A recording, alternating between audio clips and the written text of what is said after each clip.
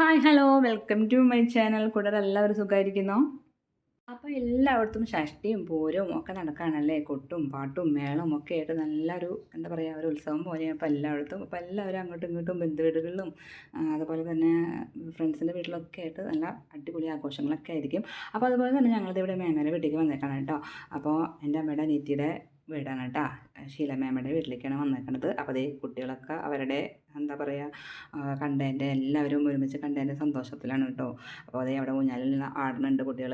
പിന്നെ കുറേ കളികൾ ഏർപ്പെടുന്നുണ്ട് കേട്ടോ. ഈ പറഞ്ഞ പോലെ അന്താക്ഷരി കളി, അതേപോലെ സ്നേഹപ്രാന്തിയൊക്കെ ഉണ്ടല്ലോ. അങ്ങനെ എല്ലാവരും കണ്ടിട്ട് സന്തോഷത്തോടു കൂടിയുള്ള കളികളും പിന്നെ കുറച്ച് ഇടയിലൊക്കെ ചെറിയ കുറുമ്പും തല്ലും മഴക്കൊക്കെ ഉണ്ടാവും, അത് സ്വാഭാവികം.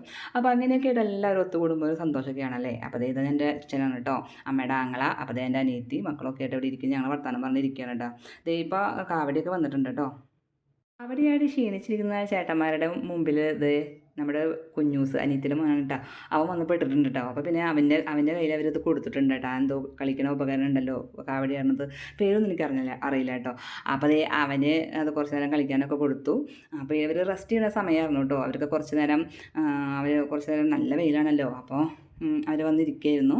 തന്നെയല്ല 3-4 തവണയായിട്ട് മേമയുടെ മോള് കുറച്ച് വലിയ പാത്രത്തിൽ വെള്ളമൊക്കെ കൊടുത്തായിരുന്നു കേട്ടോ. അപ്പോൾ അതൊക്കെ കുടിച്ചിരിക്കുന്ന ടൈമായിരുന്നു കേട്ടോ.